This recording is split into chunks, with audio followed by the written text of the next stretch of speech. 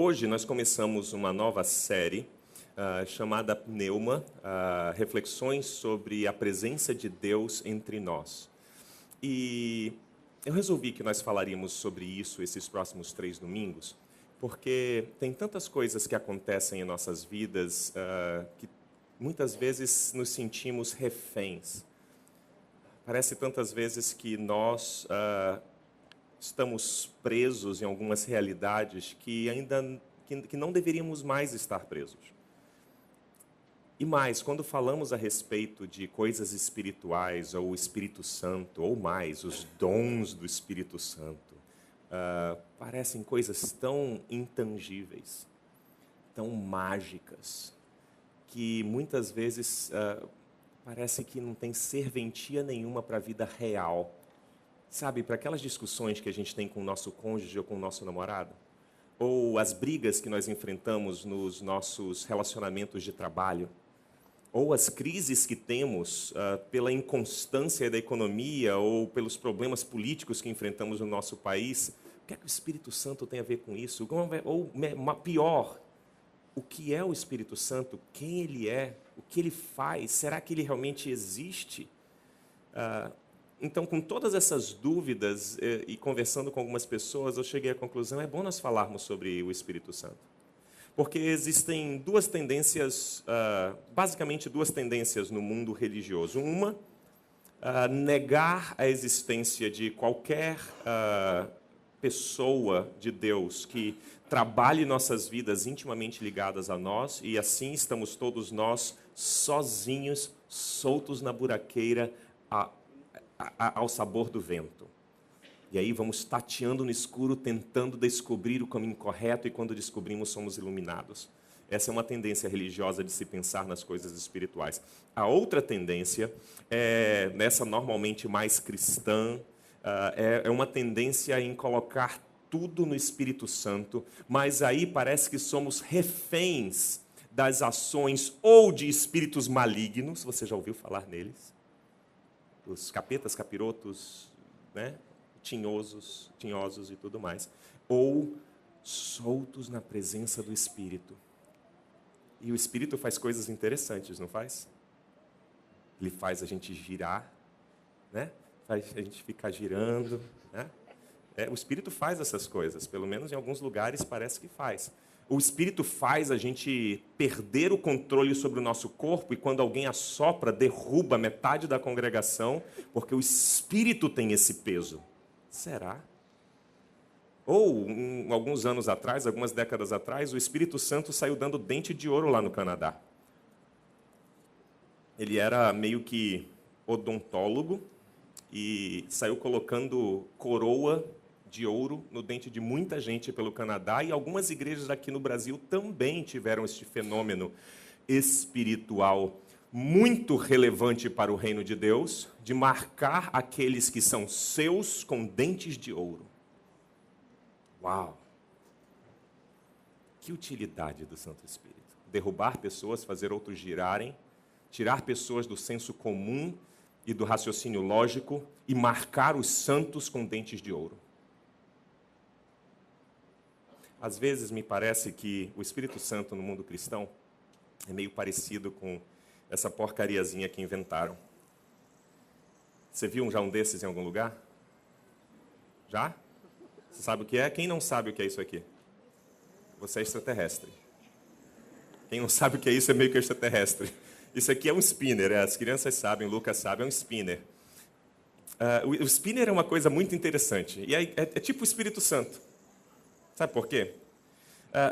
No mundo cristão, na vasta maioria daqueles que ousam interpretar a palavra de Deus e viver o Evangelho, o Espírito Santo foi derramado para pessoas especiais. Tipo o spinner. Sabe o que é que o spinner foi feito? O spinner foi desenvolvido por alguns professores, pedagogos, psicopedagogos, pessoas especializadas em trabalho com crianças com déficit de atenção, ou com hiperatividade, ou crianças autistas. E eles descobriram que coisas repetitivas e que faziam algum tipo de som e criavam padrões, confortavam a hiperatividade e controlavam os impulsos de crianças especiais. até certo ponto. Então, o spinner, na verdade, foi criado para crianças espirituais, eu espero, né? Mas para crianças especiais.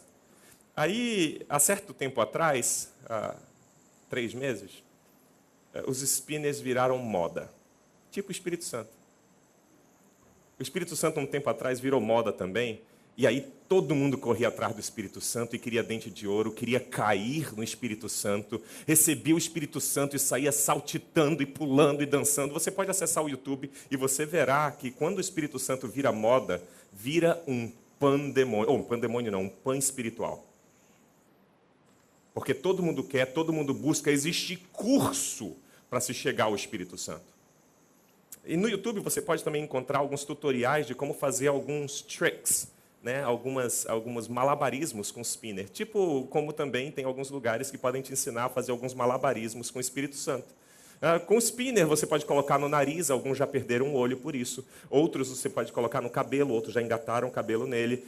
Ou alguns começam a querer jogar o spinner um para o outro e acabam se machucando. E às vezes o Espírito Santo acaba machucando os outros também pelas peripécias que tentam fazer com o Espírito Santo. Mas o Espírito Santo não é análogo ao spinner. Porque assim como o spinner, o Espírito Santo desse tipo, irônico, sarcástico que eu estou usando, ele sai de moda tão rápido quanto entra. Sabe quanto tempo demorou a moda do spinner?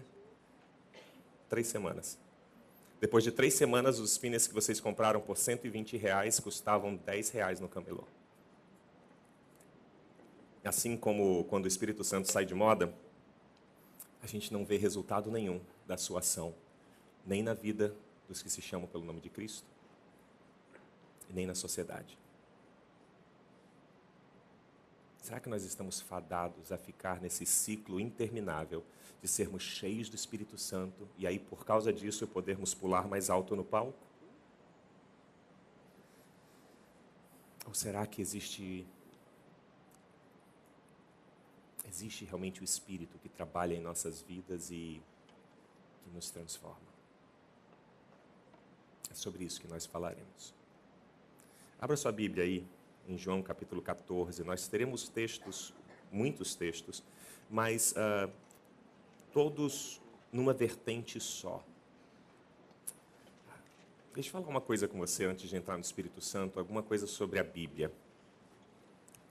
Talvez até hoje você tenha usado a Bíblia como um livro mágico, em que você abre buscando alguma palavra inspirada para que aquilo transforme a sua vida. Não me entenda mal.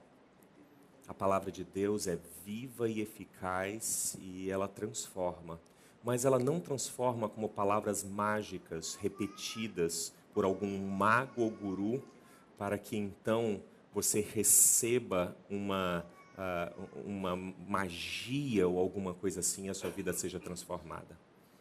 A palavra de Deus que nós associamos à Bíblia, 66 livros, 39 no Novo, 27 no Antigo Testamento, ou, ao contrário, 27 no Novo, 39 no Antigo Testamento, ela é composta de livros escritos por homens, inspirados por Deus, que, ao lermos o que eles, inspirados por Deus, escreveram, podemos compreender a verdade de Deus e assim sermos transformados pela verdade ao sermos instruídos pelo Espírito Santo.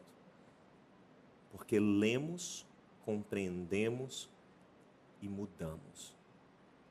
É assim que acontece com a Bíblia. Então é muito complicado nós lermos trechos separados da Bíblia, milimetricamente escolhidos, para falar aquilo que nós desejamos. Por isso que muitas vezes aqui na Comunidade Viva nós lemos trechos maiores.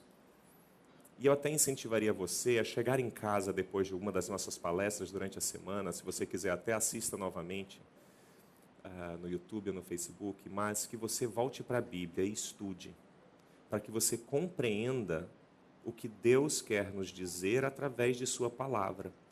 Porque não adianta você simplesmente gritar amém depois da leitura da palavra de Deus. Isso não é uma palavra mágica que de repente você toma posse da palavra de Deus. Não, para tomar posse da palavra de Deus, você precisa sentar com a palavra de Deus, talvez com um cafezinho com o Espírito Santo, e começar a vivê-la. Viver a palavra de Deus é o ponto. Abra lá então, em João 14, nós leremos a partir do verso 6. Olha o que diz Jesus conversando com os seus discípulos, no período em que ele começa a dizer para os discípulos que ele vai embora. Ele não mais estará com eles. Ele diz assim: eu sou o caminho, a verdade e a vida. Ninguém vem ao Pai a não ser por mim. Se vocês realmente me conhecessem, conheceriam também o meu Pai. Já agora vocês o conhecem e o têm visto. Jesus era considerado blasfemo, ou era considerado herege entre os seus compatriotas judeus, porque ele se associava ao Pai. Ele afirmava que ele era a expressão perfeita do Pai encarnado. E afirmando isso, era uma grande heresia, principalmente quando ele dizia que ele era o caminho para o Pai. Mas, nesse texto, ele vem conversando com os seus discípulos a respeito de que ele vai para o Pai e que o Pai vai preparar lugar para todos e que então ele vai enviar, nós veremos daqui a pouco. Mas é muito importante nós compreendermos que Jesus nos ensina que se nós conhecermos Jesus, nós conhecemos o Pai. E ao olharmos para Jesus, nós olhamos para o Pai. Porque hoje nós brincaremos um pouco com um conceito que nem os maiores doutores em teologia concordam entre si. Nós falaremos um pouco sobre a Trindade. Então, antes de nós continuarmos, deixa eu dar um bisuzinho sobre a Trindade. A Trindade, os cristãos têm debatido desde o primeiro século. Desde quando eles começaram a tentar entender que Pai, Filho e Espírito Santo eram, ao mesmo tempo, a mesma essência em três pessoas diferentes, eles vêm discutindo e rachando a igreja por causa dessas discussões. Eu acredito que basta nós compreendermos que Pai, Filho e Espírito Santo são Deus. Não são deuses, são Deus. E hoje, como leremos, nós somos dominados, aqueles que são de Cristo, são dominados e guiados pelo Espírito Santo, que é a presença de Deus em nós. O Espírito Santo pode ser chamado de Espírito de Deus, o Espírito Santo pode ser chamado de o Espírito de Cristo. Afinal de contas, eles três são um. Mas eles estão numa eterna dança, se entremeando numa só essência. Deixa aí essa questão de trindade. Se você quiser um pouquinho mais do que isso, a gente pode recomendar livros para você, você pode começar a estudar e entrar na discussão também. Talvez seja gostoso para você. Mas Jesus afirma categoricamente que há um caminho para o Pai, e esse caminho para o Pai é Ele. E é justamente estando nele que se encontra Deus. Mas ele continua nesse grande trecho que leremos de 14 a 16, 3 capítulozinhos. Ele continua assim no 14, verso 15 a 17. Se vocês me amam, obedecerão os meus mandamentos, e eu pedirei ao Pai, e ele dará a vocês um outro conselheiro para estar com vocês para sempre, o Espírito da verdade. O mundo não pode recebê-lo, porque não o vê nem o conhece, mas vocês o conhecem, pois ele vive com vocês e estará em vocês. Dentro de pouco tempo, o mundo não me verá mais. Vocês, porém, me verão. Porque eu vivo, vocês também viverão. E naquele dia compreenderão que eu estou em meu Pai, vocês em mim e eu em vocês. Quem tem os meus mandamentos e lhes obedece, esse é o que me ama. Aquele que me ama será amado por meu Pai, e eu também o amarei e me manifestarei a ele. E disse então Judas, não Iscariotes: Senhor, mas por que te revelarás a nós e não ao mundo? E respondeu Jesus: Se alguém me ama, obedecerá à minha palavra.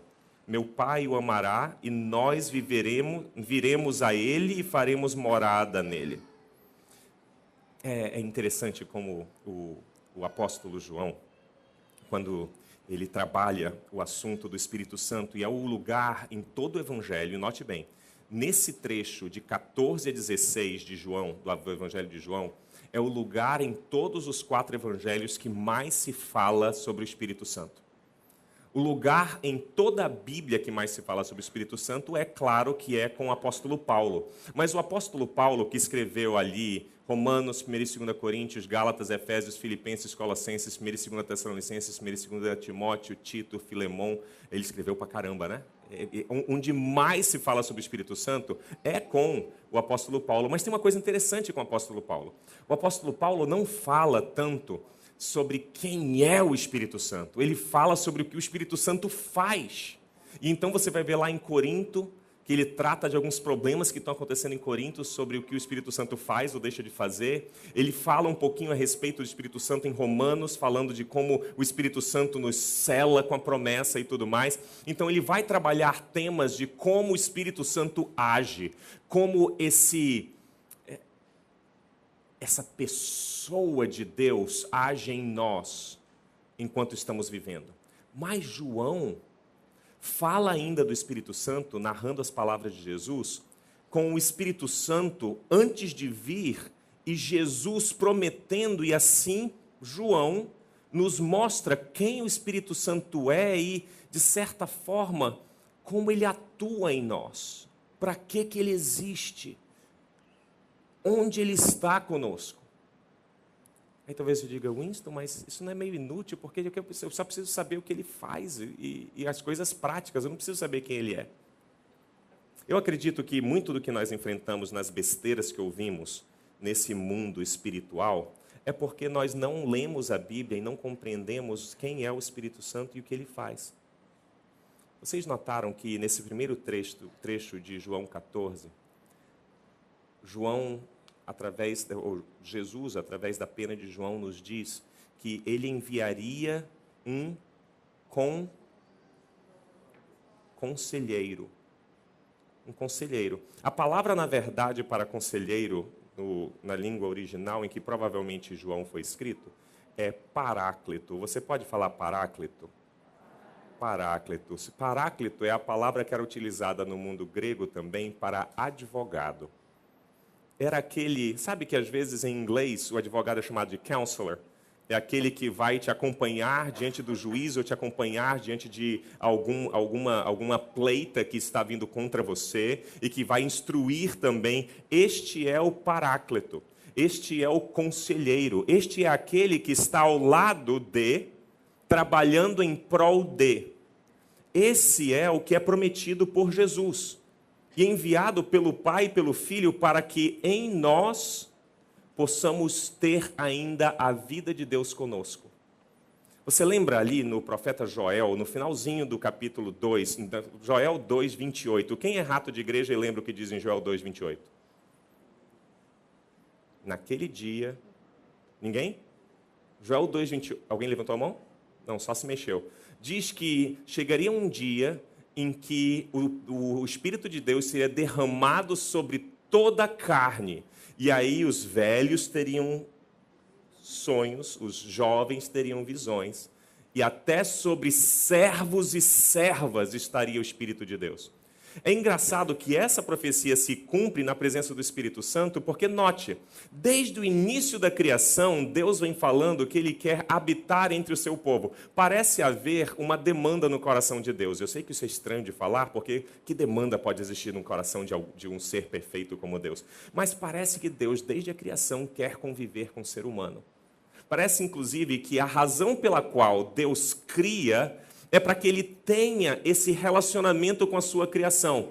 Então, no Antigo Testamento, nós vemos o povo de Israel fazendo os maiores malabarismos para construir um templo depois do tabernáculo que marcasse a presença de Deus entre o seu povo.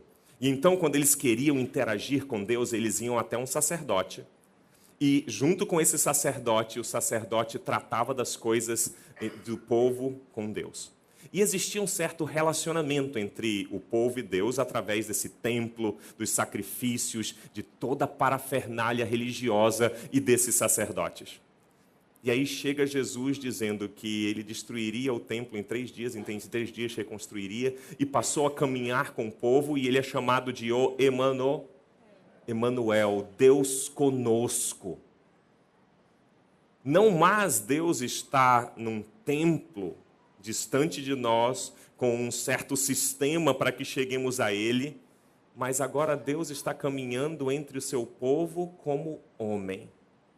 E é nesse contexto que Jesus diz que Ele é o caminho, a verdade e a vida, ninguém vem ao Pai senão por mim, porque Ele é o Emanuel. Ele é o Deus conosco. Se Cristo é o Deus conosco, o que fazemos então para chegar a Deus? Eu vou a Cristo, que é o Deus conosco. Mas aí esse Cristo nos deixa. Mas Ele não nos deixa órfãos, como Ele mesmo afirma em João, mas Ele pede ao Pai que nos mande o Conselheiro, o Paráclito, aquele que permanecerá em nós e entre nós. Paulo vai trabalhar esse tema novamente, parece que ele ouviu alguma coisa de João, parece só. Mas ele trabalha esse tema novamente quando ele afirma que nós somos o templo do Espírito Santo. Lembra do templo? Onde nos encontrávamos com Deus? E passando por João, Jesus explicando que ele enviaria então esse conselheiro que nos instruiria e caminharia conosco, e estaria conosco como o Espírito de Cristo em nós e conosco. Paulo trabalha dizendo que nós somos o templo do Espírito Santo, e se somos o templo do Espírito Santo, Deus habita em nós pelo seu Espírito. Isso significa que hoje temos comunhão total com Deus, não mais tendo um sistema religioso para nos fazer meio de campo com Deus, não mais devendo buscar Cristo em algum lugar, jogado por aí, andando por aí, algum Messias que é a representação terrena de Deus. Não. Hoje o Espírito de Deus, o Espírito de Cristo nos habita, anda conosco, nós somos casa. Tem aquela musiquinha do Palavra Antiga, do Marcos, que diz: eu sou casa, lugar de Deus, e Ele habita em mim. Isso tem consequências enormes. Deveria ter, pelo menos. Porque se eu sou casa de Deus,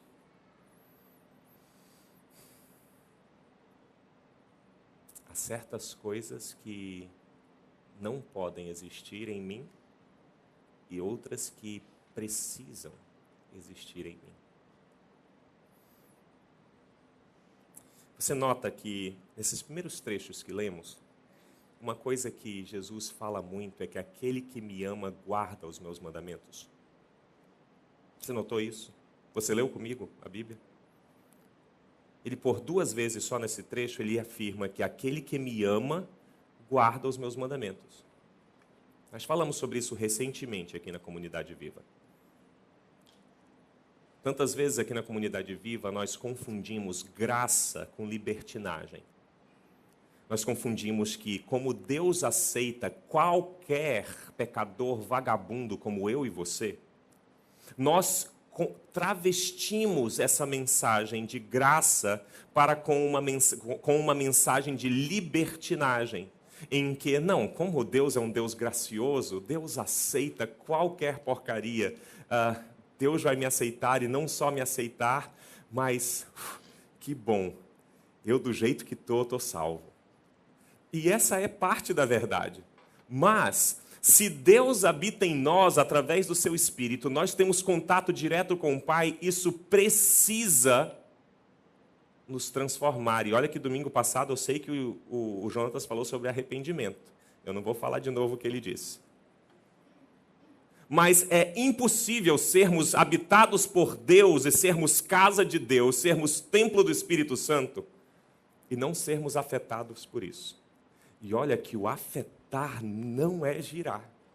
O afetar não é sair dançando. O afetar não é pular mais alto. O afetar nem mesmo é falar em língua. Se você fala, glória a Deus que você fala.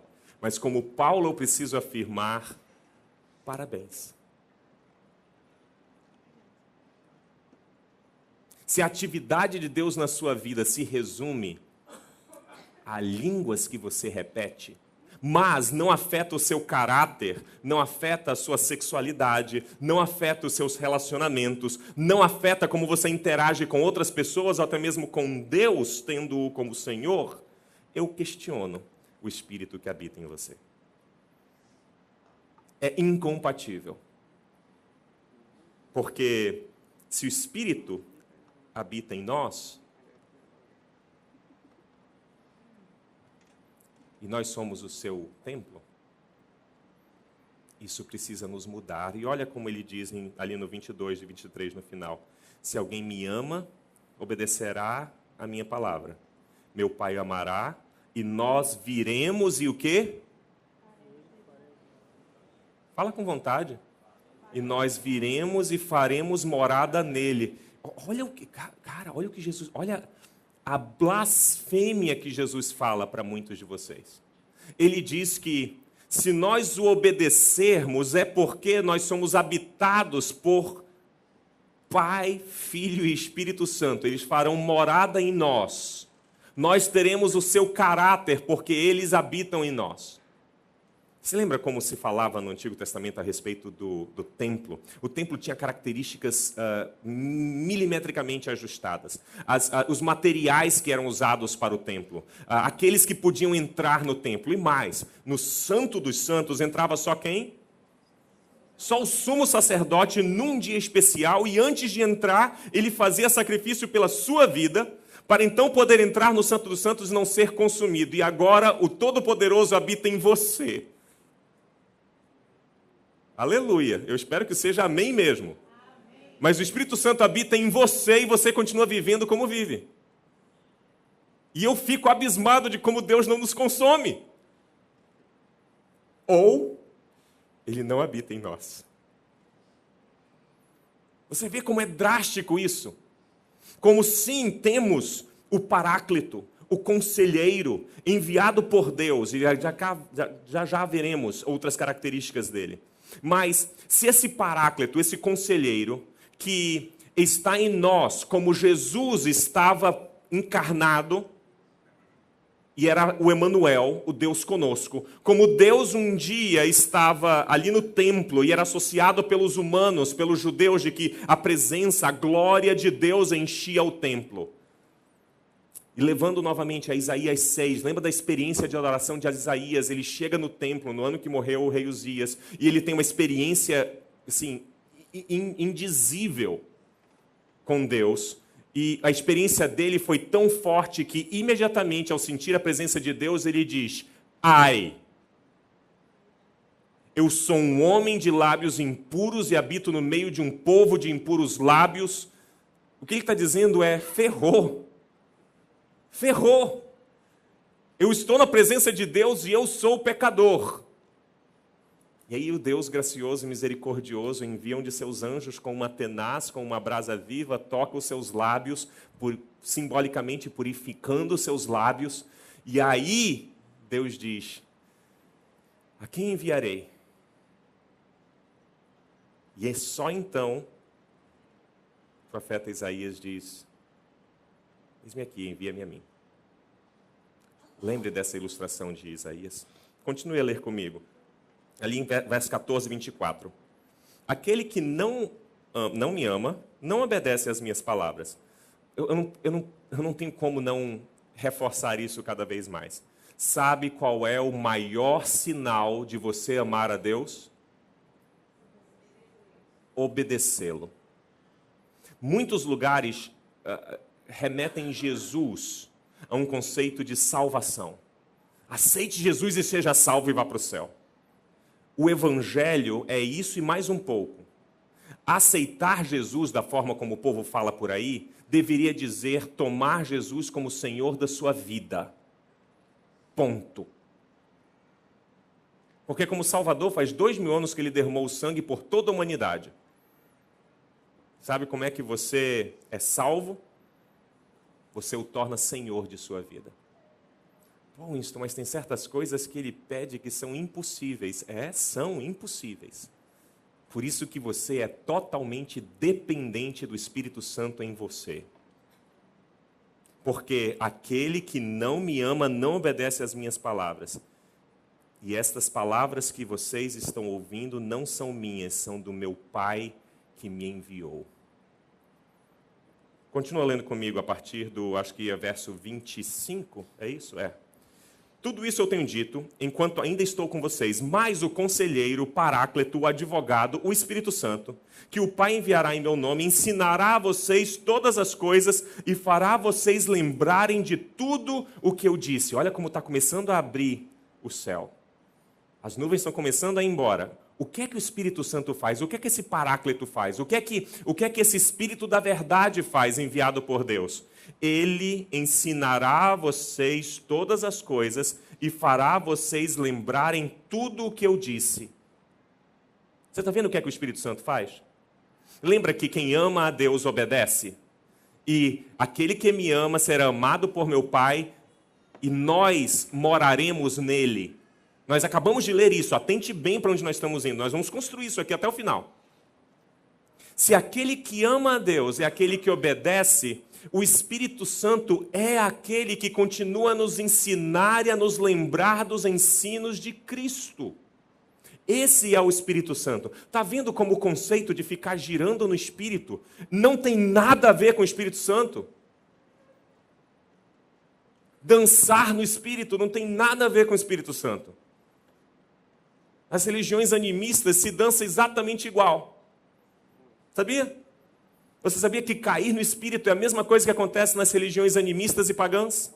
Se cai também apoderado por alguma entidade, se cai, fica fora de si, se fala em línguas, se faz de tudo. Mas eu ainda não vi o espírito imundo nos ensinar a obedecer a Deus e nos lembrar das palavras de Cristo. Espírito Santo. O Espírito de Cristo, o Espírito de Deus, ensinará a vocês todas as coisas e fará vocês lembrarem tudo o que disse. Deixo a paz a vocês. A minha paz eu dou a vocês. Eu não dou como o mundo dá. Não se perturbe o coração de vocês, nem tenham medo. Por causa da presença do Espírito em nós, nós temos um coach. Tá na moda o negócio de coaching, né? É fenomenal. Eu não tinha nem pensado nisso tudo quando o Gedrin, que é quem está... Dá um tchauzinho aí, Gedrin. Eu sei que você não gosta. Não, dá um tchauzinho, dá para eu saber. Os pais têm que saber quem é que escreve as coisas para as crianças. Levanta aí, cara, só para eles saberem. Gedrin e Artemisa, eles criam toda a parte das crianças, as lições e tudo mais das crianças. E aí, conversando com ele a respeito do que nós falaríamos, ele, Winston, vamos trabalhar então o tema dos esportes, porque tem tudo a ver com esporte, é coletivo, é individual, e a gente precisa de um coach, de um técnico, né? É por isso que é bom a gente fazer teologia junto. Nunca foi feito teologia para fazer sozinho, é junto. Então, o Gedrin é responsável por essa parte. Um coach hoje, até mesmo nesses sistemas de aconselhamento com coaching, o que ele faz? Você está com a vida embolada, né? Está com a sua vida empresarial embolada, o seu relacionamento conjugal embolado e tudo mais, e ele vai passo a passo ajudando a você ter uma vida plena. E então ele te ajuda até com algumas técnicas e coisas assim para que você encaminhe. O que é que um coach ou um técnico ou um professor ensina num jogo de futebol? Ele treina, ele desenvolve jogadas, e aí ele fica no lado do campo. Ele não entra em campo normalmente, né? Ele fica ao lado do campo e fica gritando de lá, ô, José, cruza direito. Poxa, cara, não foi isso que eu te ensinei. Né? Ele coordena as coisas. A paz que Cristo nos promete, ou que prometeu aos seus discípulos, é intimamente ligada à presença do conselheiro, porque nós não estamos sozinhos na vida, tateando no escuro, tentando descobrir como vamos agradar a Deus. Não! Olha o tanto de recurso que Deus nos deixou Primeiro, a sua palavra revelada a homens inspirados que escreveram e nos deixaram aquelas coisas que Deus achou importante que nós tivéssemos para instrução. Nos enviou Cristo para que tivéssemos em carne e osso a personificação de Deus entre nós. E hoje somos habitados pelo Espírito Santo, que nos instrui e nos lembra paz. Paz, porque temos um norte.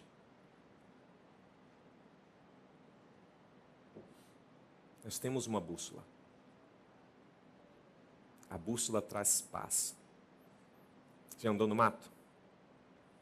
Quem já fez trilha andou no mato? Se perdeu? Levanta alto. Já? Eu tenho um pai que não sabe a idade que tem. Meu pai tem 74 anos. Ele continua, às vezes, agindo como um cara de 25. Pelo menos ele acha que tem 25. E não é porque ele é imaturo, não. Meu pai é muito maduro, muito sábio, muito sábio, muito, muito sábio. Eu não estou sendo irônico, ele é sábio mesmo. Caráter ilibado. Mas tem um lado dele que não sabe limites. E esse lado é o lado de contato com a natureza. Ele se mete aí pelos matos, desaparece pelo mato e tudo mais, e de vez em quando ele é pego de calças curtas. Você entende a minha linguagem? De vez em quando ele se perde por aí. Ele vai desbravando, desbravando, quando ele vê, ele... Uau, onde é que eu comecei a trilha? Até que ele começou a usar bússolas, mas às vezes as bússolas com o norte magnético falham, porque elas colam. Né? No nosso clima, às vezes, o material que ela foi feito faz ela ficar meio, né, encebada, ela cola. Mas ele comprou, certo tempo atrás, um GPS da Garmin. E não é esse GPS de carro, não. Parece um celularzinho que, enquanto você entra na mata com aquilo, ele vai, então, fazendo a trilha que você está fazendo, e aí, quando você vira para voltar, você só aperta naquele botãozinho e ele te caminha de volta exatamente de onde você saiu e mostra o mapa de todo lugar onde você está. Ele já usou isso algumas vezes. E, de vez em quando, ele acha que ele não precisa mais do GPS. Aí ele negligencia o GPS, ele leva o GPS no bolso, desligado. Sabe para que serve um GPS desligado? Para porcaria nenhuma. O GPS desligado é igual o Espírito Santo na sua vida. Se você deixar ele desligado, ele não funciona para nada. Aí você diz, mas eu estou tão ansioso. E eu imagino Deus falando, você não usa o Espírito Santo. Por que você está ansioso? Você devia ter paz. Porque o que eu prometo, eu, Pai, prometo é paz. Mas a paz que eu prometo está associada à revelação em Cristo e ao Espírito Santo habitando em você. E você vive como pagão inércio. É um GPS desligado. Você vai andar perdido e ansioso, é óbvio. E o tanto de cristão ansioso e perdido hoje em dia, gente. Por quê? Porque o Espírito Santo só faz a gente girar, pular, correr e dar vontade de gritar. O Espírito Santo? Sério? Não. O Espírito Santo é a presença de Deus em nós, que nos instrui e nos dirige. Esse é o Espírito Santo. Ligue o Espírito Santo na sua vida, mas cuidado. Já comprou o equipamento eletrônico que vem lá um warning, um aviso, né? Aí tem várias coisas que pode acontecer se você abrir a caixa, né? Atrás da televisão sempre tem um sinal enorme. Você compra uma televisão dessa de LCD ou de OLED, alguma coisa assim, sempre tem atrás um grande aviso. Não abra essa caixa porque você corre o risco de ser eletrocutado. Não é? Cuidado em ligar o Espírito Santo. Você corre o risco de ter a vida transformada. Da mesma forma que Isaías teve a vida transformada quando ele estava na presença de Deus no templo. Você corre o risco de ser constrangido pelo Espírito Santo, ter consciência do pecado, da justiça e do juízo. E esse é um risco enorme para a sua vida, porque a sua vida não mais será controlada por você, mas pelo Espírito. Talvez seja melhor você deixar o cristianismo. Talvez o melhor que nós façamos seja um convite de desconversão em massa. Porque a vida com Deus sem o Espírito Santo é uma vida de perdição.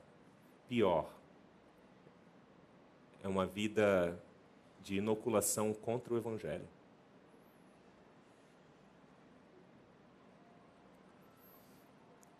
Capítulo 15.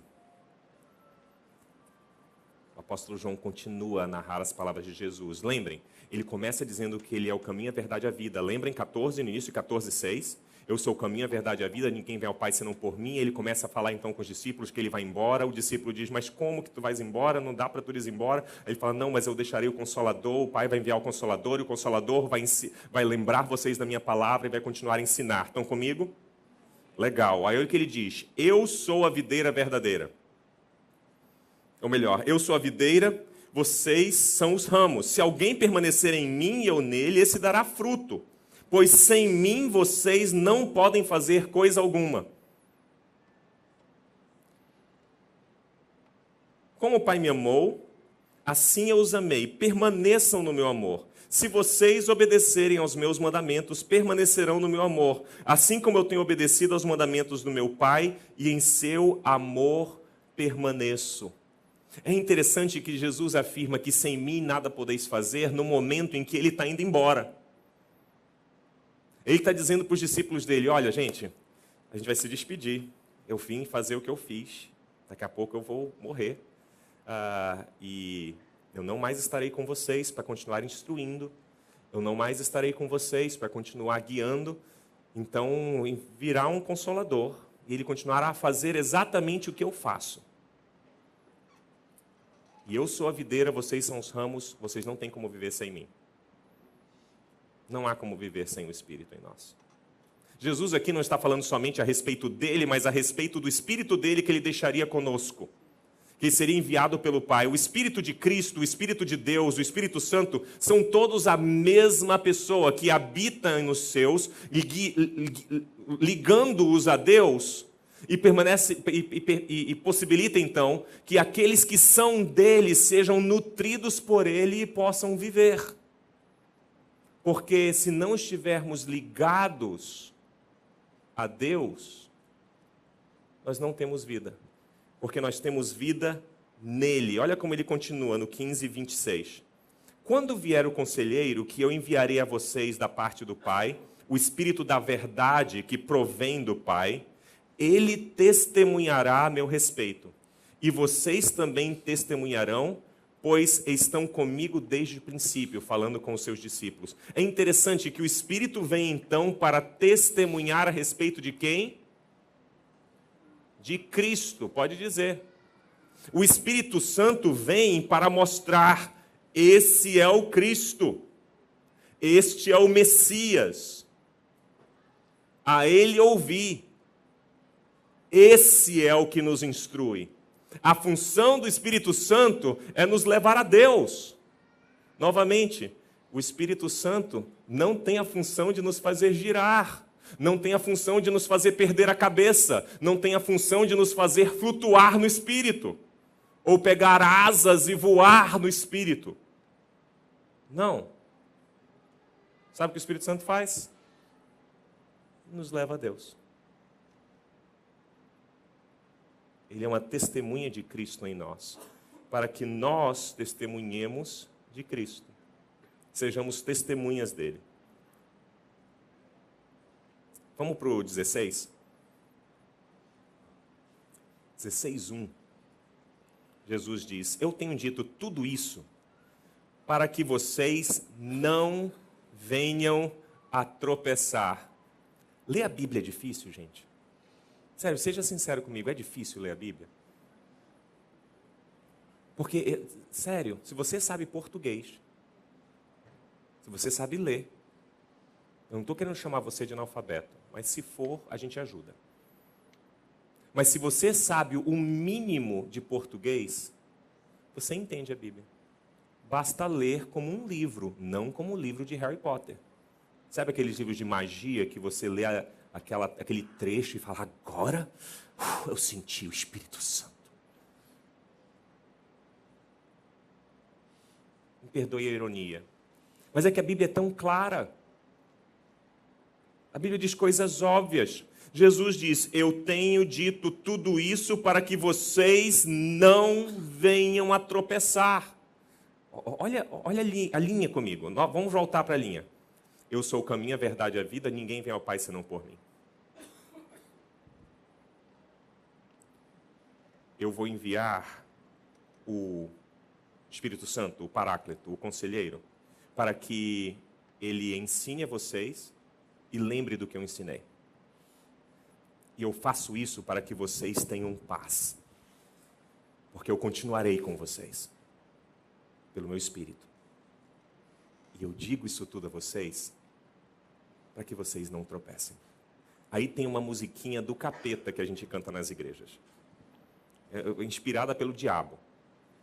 Me ajuda, Marcos. Tropeça aqui, oi, cai acolá, e depressa levanta e começa a cantar. É um frevozinho cristão. Como é que começa? Lembra como começa? Alguém me ajuda? Dê um sorriso. Se você sabe, canta. É a música do diabo. Dê um sorriso, só sorriso aberto, só sorriso certo e cheio. Quem tem Jesus gosta de cantar. Rindo mesmo quando não dá. Pera. Olha a asneira. O cristão vive sempre sorrindo mesmo quando não dá. É isso que é a paz? Não, porque o cara leu essa Bíblia e escreveu essa música, inspirado pelo capeta. Só pode. Desculpa, se o cara ouvir que no YouTube eu vou ser processado. Mas, né, mesmo quando não dá, tropeça aqui, cai acolá, e depressa levanta e começa a cantar. Sério? Vai ler a Bíblia, jumento. É sério, porque não pode. Primeiro, na dificuldade, a gente não fica sorrindo, não. É maluco que fica sorrindo quando está difícil.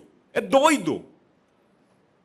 Aí tem doido aí que diz que eu vou passando pela prova dando glória a Deus. Não. Você dá glória a Deus sabendo que Deus vai te dar alguma coisa, nem que seja perseverança, por causa da prova. Mas só maluco passa pela prova dando glória a Deus.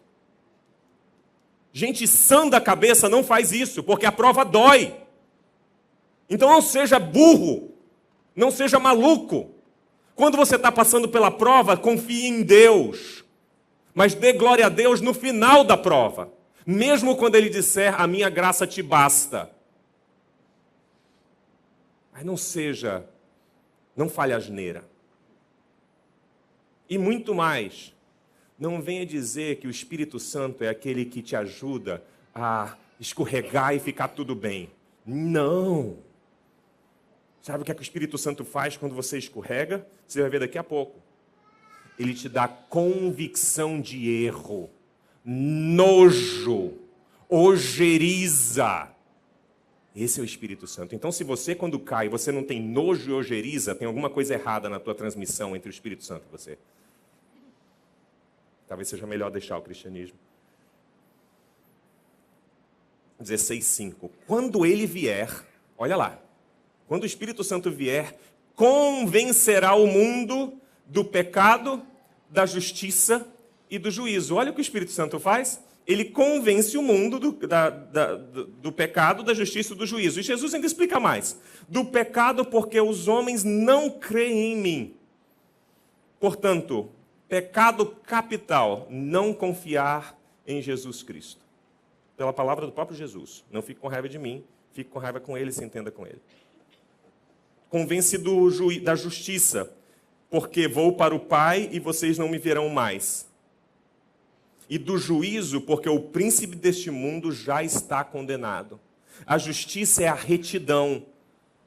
Convencer o mundo da retidão é porque Jesus, que era a presença do Pai, a presença de Deus aqui, o Emanuel, Deus conosco, era aquele que nos mostrava o que era a retidão, correto? Pode fazer assim, é correto sim. Eu acho que vocês estão tendo espasmos espirituais hoje. Só pode, vocês estão estáticos. Jesus era o ícone, o exemplo, a imagem da retidão. Então, quando o Espírito vem e nos instrui, nos ensina a respeito, nos convence do pecado, é por nós não confiarmos em Cristo. Da justiça é pela retidão de Cristo. E do juízo é porque haverá condenação, sim. A graça sem condenação não tem graça. Porque se você não vai ser condenado, você não precisa dela. Você entendeu o que eu falei? Se não existe inferno, vai-te embora, cara. Você está perdendo seu tempo aqui. Se não existe condenação, não perca tempo. Deixe o cristianismo e vá viver o que você quiser. Esqueça Cristo, esqueça a cruz, esqueça a graça. Vá viver libertinamente. Porque se não existe condenação, você não precisa de Cristo, muito menos de Deus. Vá viver sua vida. Agora, o Espírito Santo nos convence do pecado, da justiça e do juízo. Ele nos convence da nossa necessidade e dependência total de Deus. O Deus que habita em nós. Jesus continua: tenho muito ainda a dizer a vocês, mas vocês não podem suportar agora. Mas, quando o Espírito da verdade vier, ele os guiará a toda a verdade. Está vendo a instrução que ele é? O Espírito Santo é o que nos instrui na verdade de Deus, na verdade de Cristo. Não falará de si mesmo o Espírito, falará de si mesmo, falará apenas, não falará de si mesmo, aí está só repetindo, apenas o que ouvir e anunciará a vocês o que está por vir. Ele, o Espírito, me glorificará, porque receberá do que é meu e me tornará conhecido a vocês. Tudo que pertence ao Pai é meu, por isso eu disse que o Espírito receberá tudo o que é meu e o tornará conhecido a vocês. Quando começa a falar dessas coisas, a coisa que vem à mente é o espírito de profecia, não é verdade? Que o Espírito revelará a vocês as coisas do Pai que Jesus não terminou de ensinar. Não é verdade? Não é verdade? Não fale e fique com medo, não, é verdade.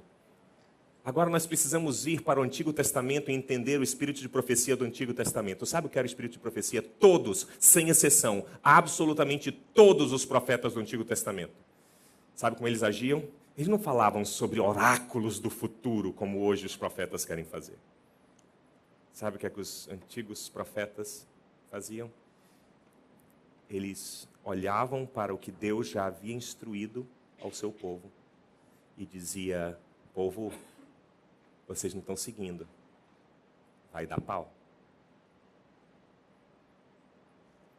Foram os profetas que disseram para o povo que a prosperidade que eles tinham seria retirada deles e eles passariam tempo exilados. Eles seriam castigados por Deus. Essa era a palavra profética. Compare com as palavras proféticas de hoje. A palavra profética do profeta não começava com você será próspero e alargará a sua tenda. Não. A palavra é ela, você está em pecado e por causa da sua vida fora da vontade de Deus, Deus castigará. E Deus castigará o povo todo. Leia Isaías, o primeiro capítulo.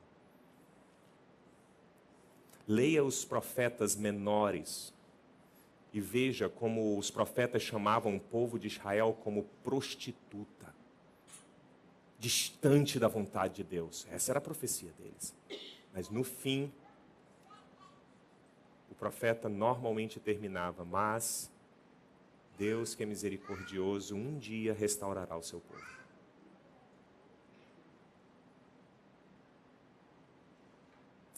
Nós continuamos tendo o espírito de profecia em nós. O Espírito Santo, ele é um espírito de profecia.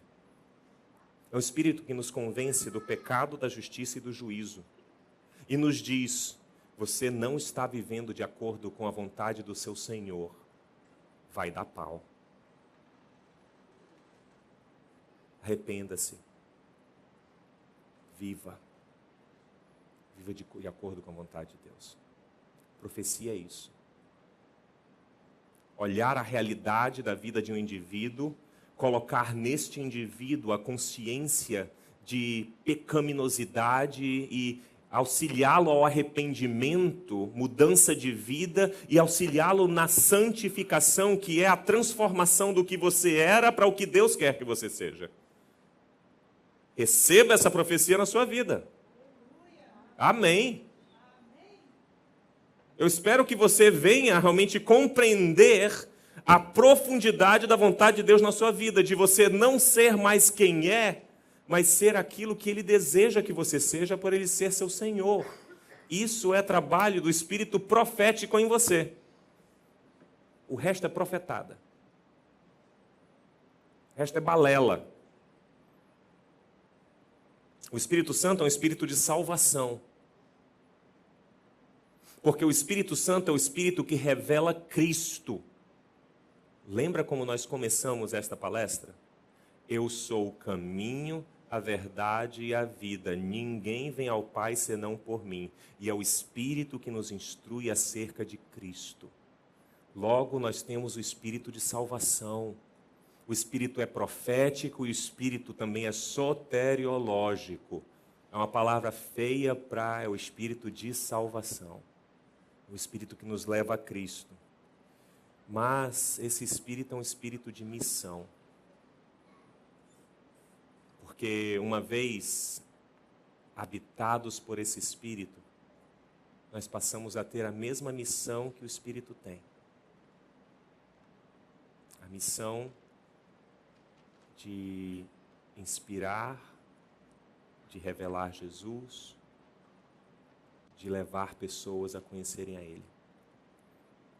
É por isso que em Atos, nos primeiros 2 capítulos, e em Mateus, no finalzinho, 28, diz assim, de formas diferentes, mas diz mais ou menos assim: mas vocês vão receber poder, lembra? Quando descer sobre vocês o Espírito Santo, e vocês vão ser as minhas testemunhas. Aí sabe como é que a gente associa? A gente associa esse poder a coisas sobrenaturais. Aí eu recebo o Espírito Santo, eu começo a flutuar e fazer coisas que ninguém mais faz. Enquanto o poder que nós recebemos, que é o Espírito Santo em nós, Ele nos dá a capacidade de vivermos a vontade de Deus. Isso é sobrenatural. Sabe por quê? Nosso natural não é viver a vontade de Deus. Nosso natural é vivermos em distanciamento de Deus. Você quer viver o sobrenatural? Você quer? Responda, você quer viver o sobrenatural? Eu digo, eu quero. Eu quero. Sem dúvida alguma, eu quero viver o sobrenatural. Vou te dar um bizu de como se vive o sobrenatural. Se obedece a Deus. Sabe como se obedece? Se escuta o Espírito. E não entenda mal. Você não vai começar a flutuar depois que você fizer isso. Você não vai ter aquele poder dos Jedis de mover coisas com a sua mão. A sua palavra não vai determinar riqueza na vida de ninguém. Mas você será como Cristo.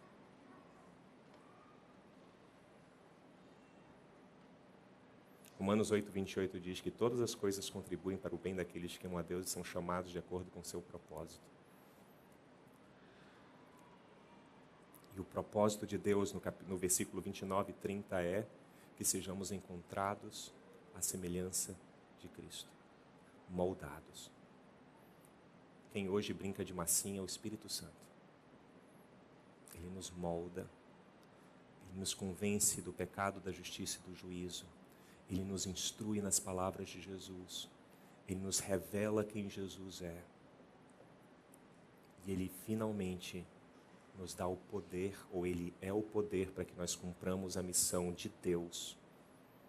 A missio Dei mesmo, a missão de Deus na terra. De transformar a terra como os embaixadores de Cristo, que somos sal, luz e fermento. Então, as próximas vezes que você ouvir gente rodopiando por aí por causa do Espírito Santo, ore pela vida dessa pessoa. Talvez você não precise confrontar se a pessoa não é próxima de você, mas ore. O Espírito Santo não faz isso. Se em algum momento você chegar até pessoas que afirmam ser servas de Jesus Cristo, filhas de Deus, habitadas pelo Espírito Santo, mas tem demonstrado caráter completamente quebrado. Exorte. Não é possível você ser habitado pelo Espírito Santo e permanecer vivendo como você está. É incompatível. Ou você não conhece a Cristo e, portanto, não é habitado pelo Espírito, ou você deixará a sua vida de pecaminosidade.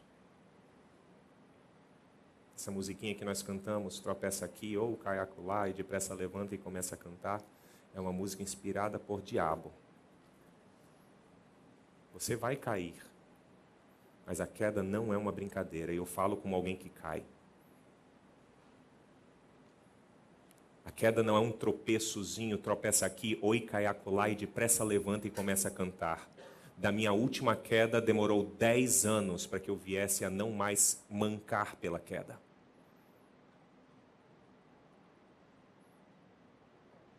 O Espírito Santo nos instrui, nos convence, nos direciona, nos guia. Você quer o Espírito Santo? Busque a Cristo e entregue sua vida a Cristo e o tenha como Senhor de sua vida. E o Espírito que Ele deixou para os seus discípulos passará a habitar em você. E o poder que você tem é o poder contra o pecado. Lembra a música que nós cantamos? Eu tenho as marcas de quem tinha tudo para viver, longe do altar de Deus, longe da graça. E quem me vê assim cantando não sabe o que eu sofri, mas eu atravessei o rio e o que passou, passou. Fui resgatado das amarras do pecado e eu não devo nada pro inimigo. Fui coberto e lavado, fui justificado pelo sangue. Eu fui perdoado. Aleluia. Fui perdoado. Eu sou livre. O que te dá liberdade é a obediência na sua vida a Deus, possibilitada pelo poder do Espírito Santo. Aí cabe, sim, nós cantarmos todas as músicas que você pode imaginar, pedindo a Deus que o Espírito Santo nos encha e transborde. Tem várias músicas por aí que a gente canta de peito aberto, dando bom dia para o Espírito Santo, pedindo para o Espírito Santo vir e encher nossa vida e tantos mais. E a gente canta essas músicas, tipo a música que a gente estava cantando aqui sobre o amor de Deus, e que nos faz cantar e nos faz feliz, e a gente estava assim, com a cara meio acabrunhada, né? Que tal nós cantarmos o que vivemos, ou o que realmente desejamos, e aí vivermos o que desejamos? Porque se nós queremos ser cheios do Espírito Santo, e buscamos ser cheios do Espírito Santo, e parece que está em voga sempre buscarmos, seja por retiros, encontros espirituais, acampamentos e tantas outras coisas, de estarmos mais em contato com o Espírito. Glória a Deus que busquemos o Espírito. Mas uma vez encontrando o Espírito, sabe o que Ele faz com a gente? É o que a gente conversou por essa última hora. Ele vai mudar quem somos. Imagina o Espírito Santo derramado sobre essa comunidade. Você tem como imaginar isso? O Espírito Santo derramado deslavadamente sobre a comunidade viva? Não ia ter gente falando não. A primeira coisa que aconteceria é que nós estaríamos convictos do nosso pecado e nós viveríamos em arrependimento.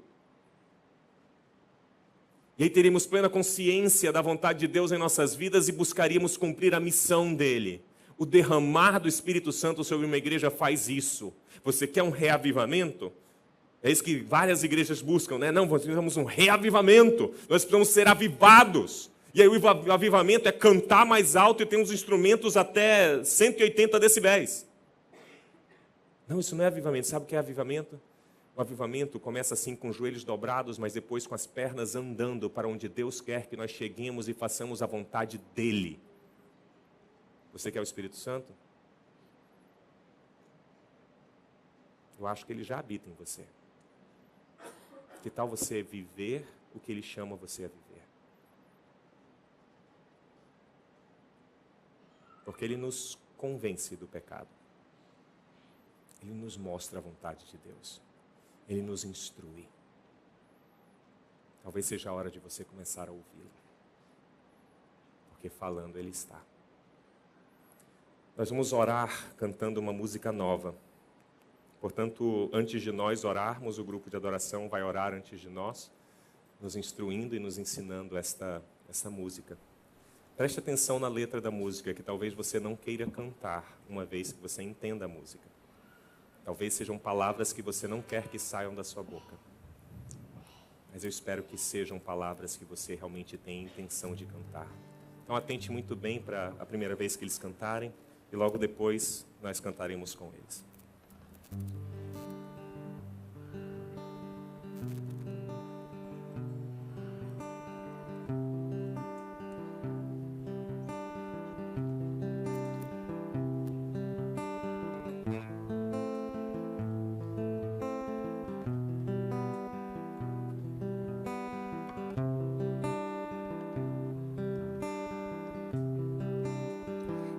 Quero estar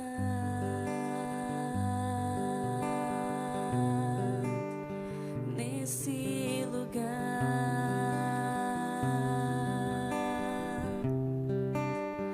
onde o pecado é perdoado e as culpas são levadas.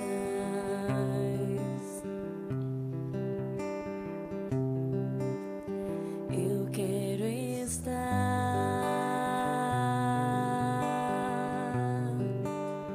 nesse lugar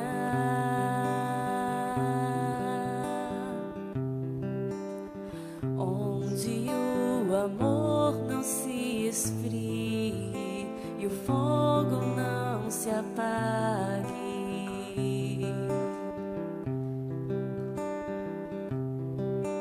Em tua presença, Senhor Jesus,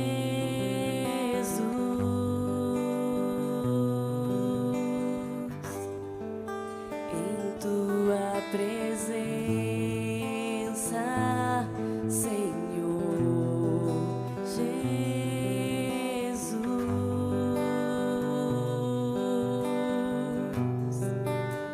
Santo Espírito,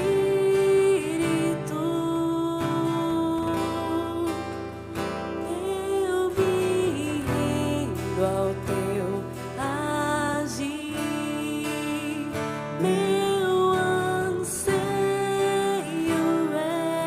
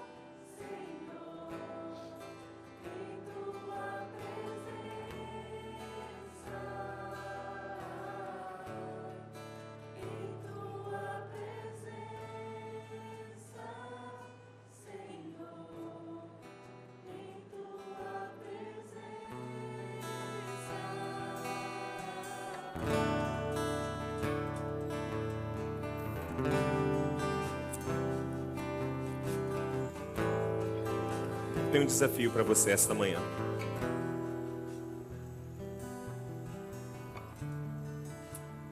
Meu desafio a você essa manhã é que você aposente o seu spinner.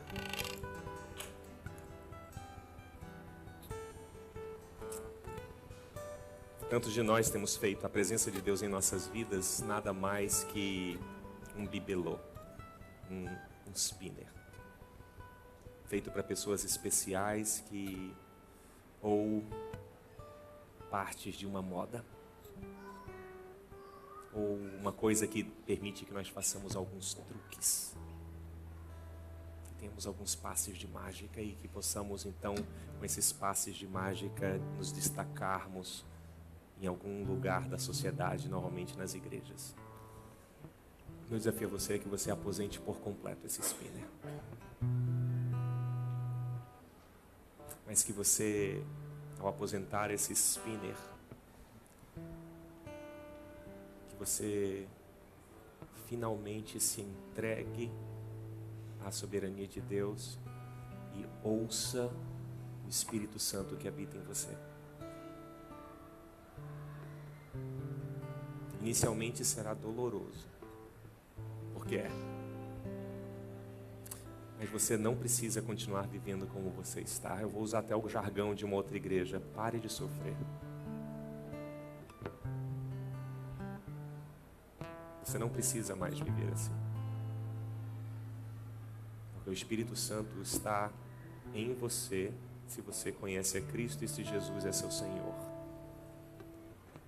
Que tal permitir que Ele te instrua? Que tal fazer como nós cantamos, de buscá-lo ao ponto de que a vontade dEle seja a sua vontade, e você possa andar em novidade de vida, celebrando recuperação. E não vivendo de tropeça aqui, oi, cai acolá. Não.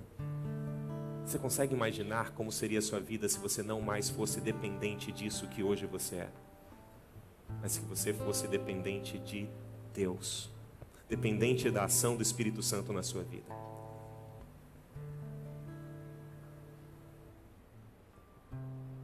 Esse é o meu desejo na sua vida.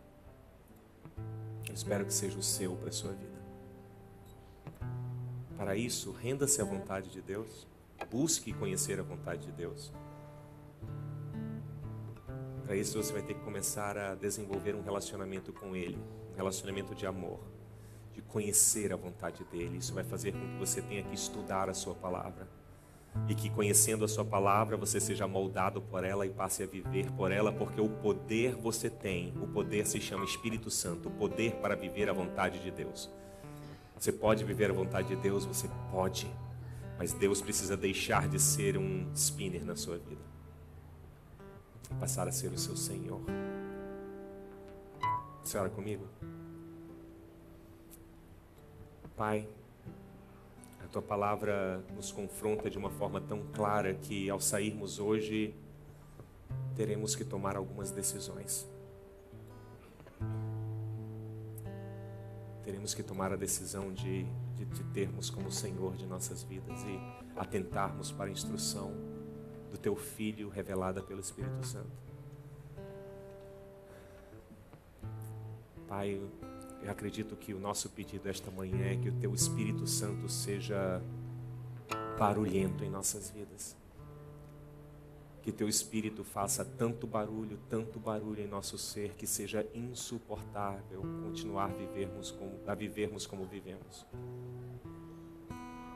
Senhor, nós queremos viver a Tua vontade, portanto te pedimos que Tu nos dês desejo por conhecer a Tua palavra, e assim conhecer a Tua vontade, e assim que Tu nos aperfeiçoes através do Teu Santo Espírito, à medida que nós vivermos a Tua vontade. Obrigado pelo poder que temos no Espírito Santo de não vivermos o que é natural a nós. Nós te pedimos que Tu não retires o Teu Espírito de nós em momento algum. E que assim continuemos a ouvi-lo. Em nome de Jesus que nós oramos. Amém. Se você, por algum acaso, teve hoje como talvez a sua primeira experiência com Deus. Eu gostaria de chamar você a você passar ele no Viva On. Algumas pessoas estão lá preparadas para conversarem com você, se você deseja conversar com alguém. Logo na saída, na primeira à esquerda, você vai ver um povo lá atrás de algumas mesinhas. Você pode conversar com ele se essa foi a sua primeira experiência. Domingo que vem nós vamos falar sobre o fruto do Espírito Santo. Talvez você não queira vir, porque talvez você tenha que mudar.